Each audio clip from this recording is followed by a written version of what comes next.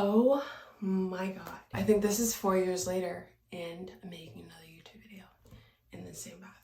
Last time it was about the recruiting process and what I did.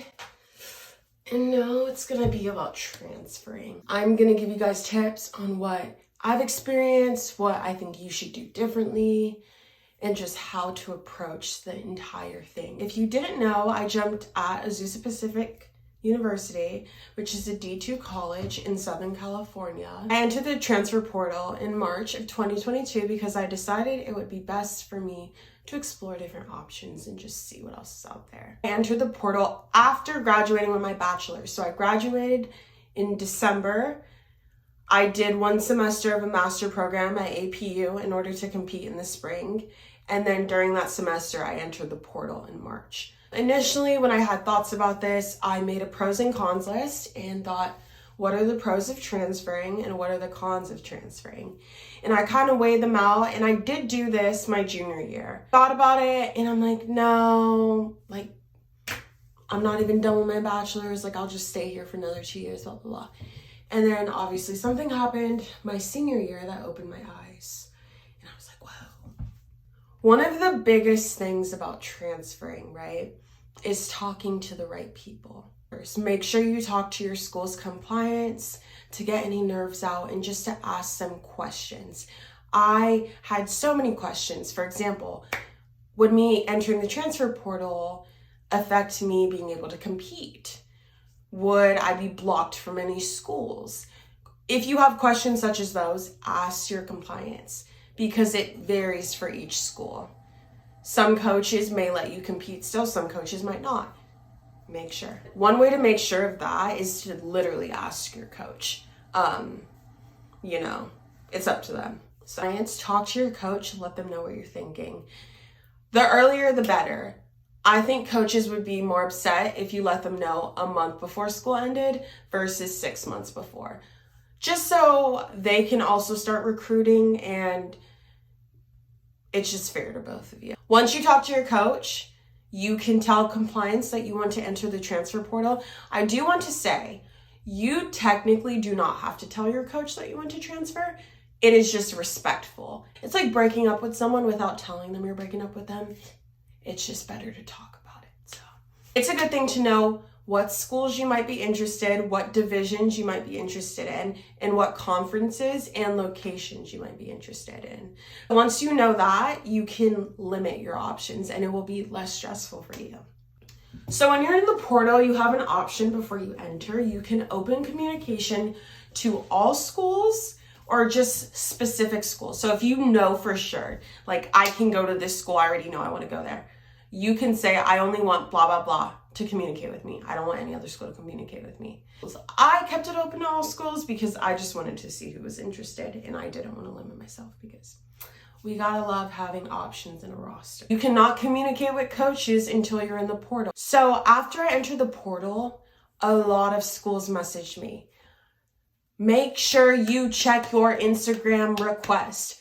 These coaches will follow you on Instagram. They will message you on Instagram. They might even message you on Facebook. That they have access to your phone number too. So I was getting random calls from different states all the time.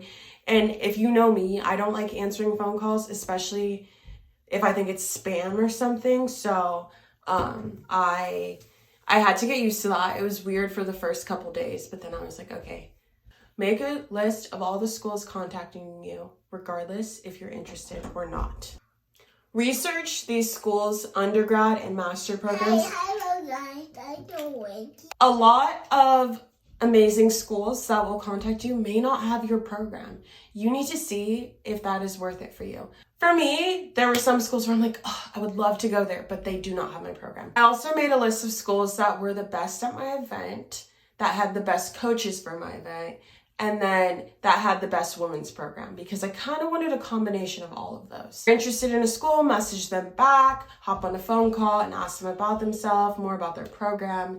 And if you want an example of what I said to people, message me on Instagram and I will send you that. Do more research. One thing for the schools I was very interested in, I DM'd athletes and I asked them lots of questions. You can even hop on a call. Ask them all you want, because this school is going to be your next school for the next couple years or maybe just a year. It's important that you know. I specifically message jumpers because I'm a jumper, but if you're a sprinter, message sprinters. If you want to know the overall vibe of the whole team, you can message any event group. Keep in mind, a lot of athletes will tell you what you want to hear, not what you need to hear. Go on a visit and meet everyone in person and see the vibes. Always trust your gut feeling during this process. If you feel weird, if you feel uncomfortable, if you do not like an area, there is no pressure. You literally have the choice to pick wherever you want. So I would recommend getting in the transfer portal earlier than later, just so you're less stressed. I was very stressed during all of this, and it was very stressful. Being in the portal while having meets, traveling, and exams was not fun.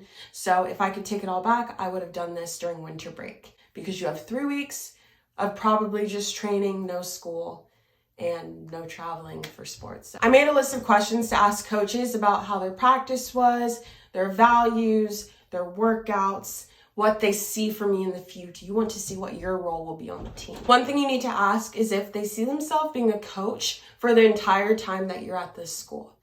Once you have your top 5 schools again, make a list, categorize it by location, training partners, academic programs, and social life.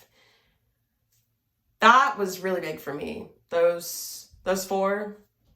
And then there's some things that you can compromise on. There's some things that you can't. For example, social life, you can compromise on that.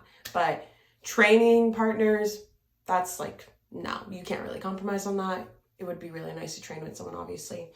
Academic program, I don't think you can compromise on that unless you don't mind. But for me, I can't. So you can also update these coaches with your stats throughout the season. Send them videos, send them film, send them anything you're making. Go on visits if you have time. Fall is probably the best time to do visits, and a lot of coaches told me that most people do visits in the fall.